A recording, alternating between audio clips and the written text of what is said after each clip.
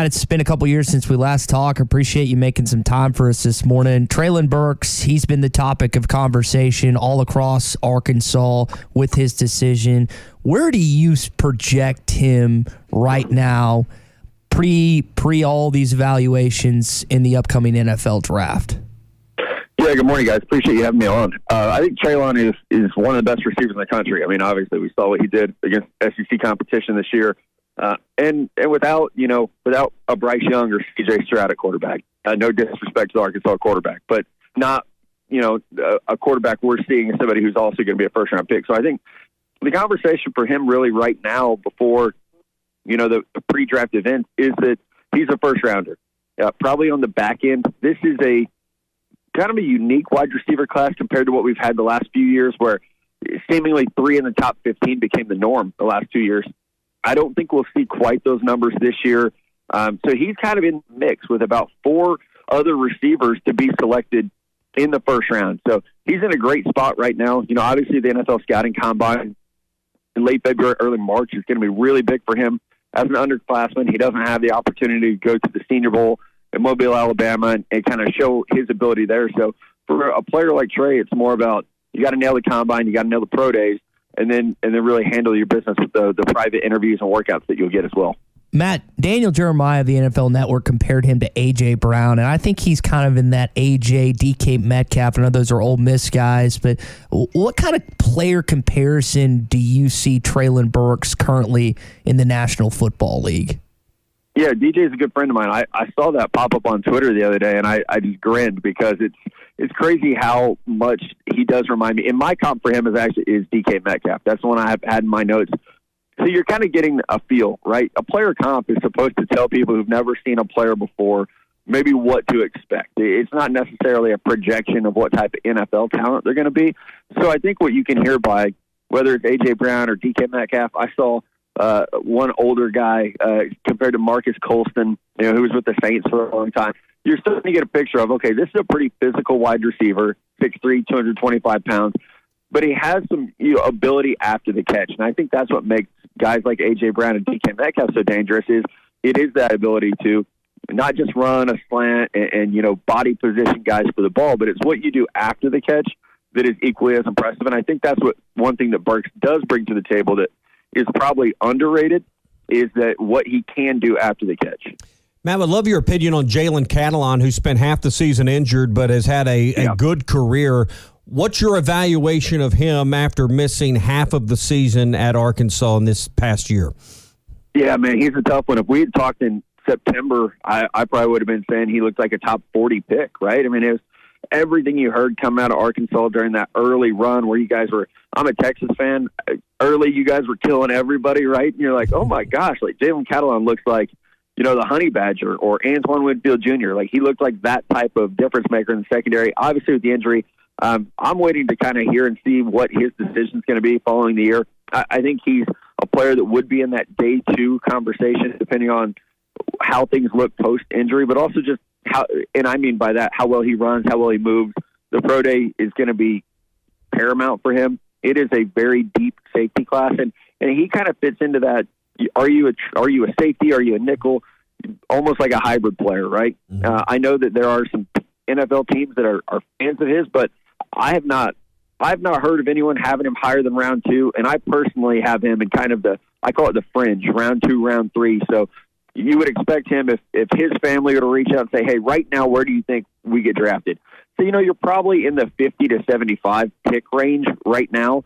A lot can change with your pro day workout as an underclassman, though. So, I mean, that could swing wildly depending on how well you run. So based on those factors of deep class, the injury, all of those things, in your opinion, would he be best served with another year of college football?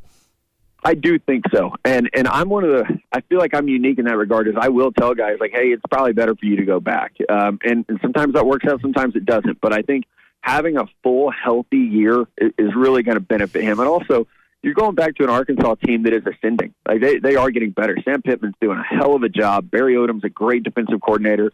You're returning a good chunk of your talent, right? So I do think that not only, do you have an opportunity to have a better year, but your team has an opportunity to have a better year. And sometimes that can raise your profile. I think we can look at Jaquan Brisker goes back to Penn State, has a great year, elevates his draft stock a lot. So there are examples at the safety position where, a couple more hits on the body. It's a long season, but there are multiple examples just in this one draft class of guys who went back and it really benefited them. Matt Miller with us, the DraftScout.com NFL draft analyst for ESPN. Matt, one of your colleagues, another one of your guys, Mel Kiper Jr., said Bryce Young would be the number one pick in this upcoming draft if he was draft eligible. Based on what you've seen from Bryce this season, the likely Heisman Trophy winner on Saturday, where would you project him in the 2023 NFL draft?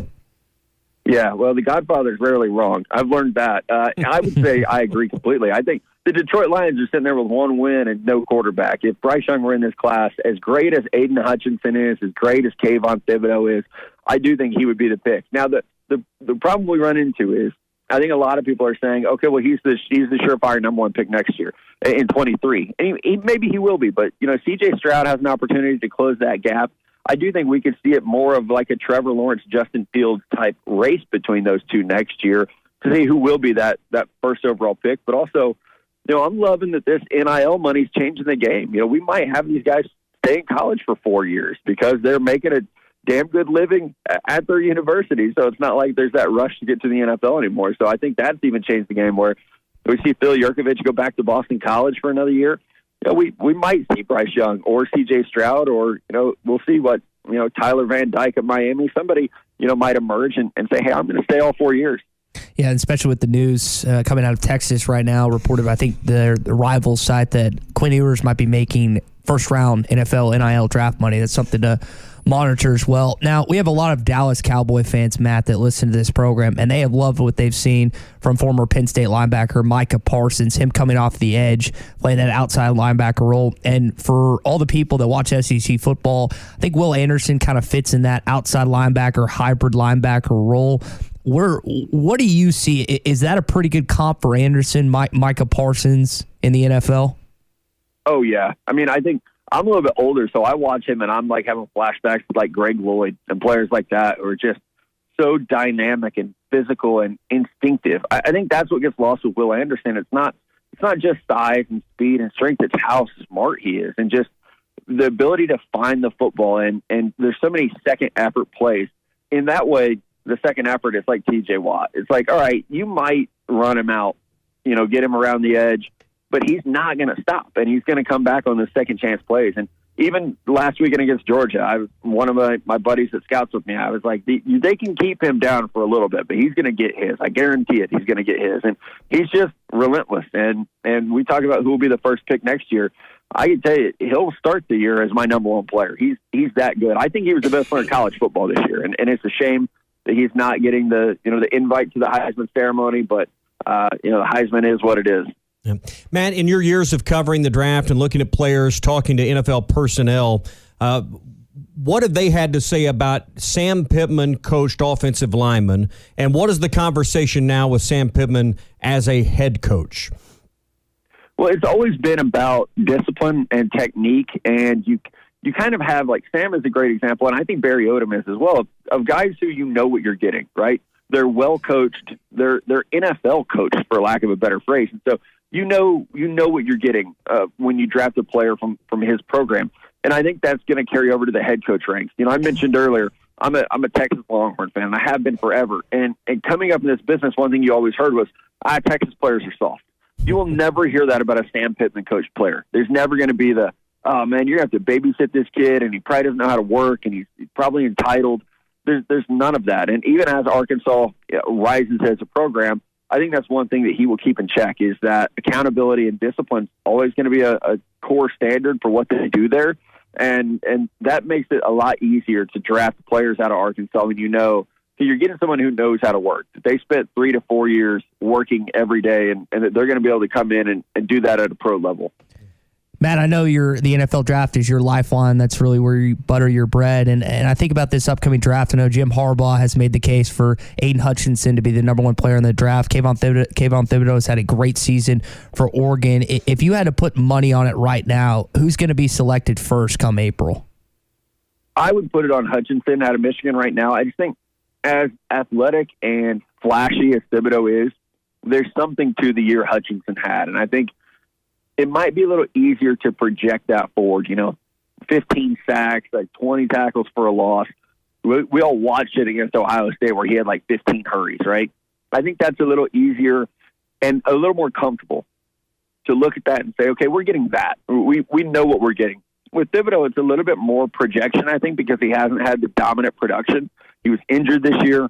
So it's going to be close. I do think, this is a race that's really just getting started, and we've got about 5 months left. But they're both outstanding players. But I would give the edge to Hutchinson right now. Matt, before we let you go, you're not too far off from us in Joplin, Missouri. I know you made your way to our neck of woods for the Peacemaker earlier this year. Did you see the lineup yet for next year in 2022?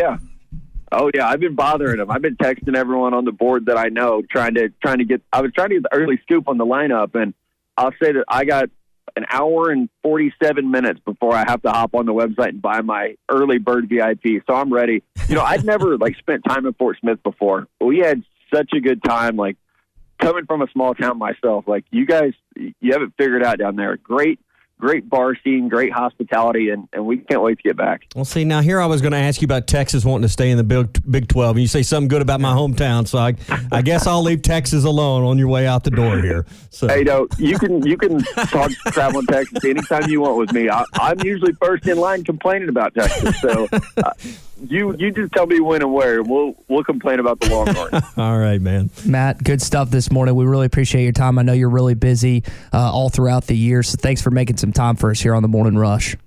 Anytime, guys. You have a great weekend. All right, good stuff from Matt. BetOnline has you covered for all the holiday season. More props, odds, and lines than ever before. BetOnline remains your number one spot for all sports action. Head to our new updated desktop or mobile website to sign up today and receive your 50% welcome bonus with the promo code BELIEVE to receive your bonus. That's BLEAV to receive your bonus. And it's not just football. BetOnline has pro and college hoops, NHL, boxing, UFC, even your favorite Vegas casino games. Don't wait to take advantage of all these amazing offers available for the 2021 season. BetOnline is the fastest and easiest way to bet on all your favorite sports.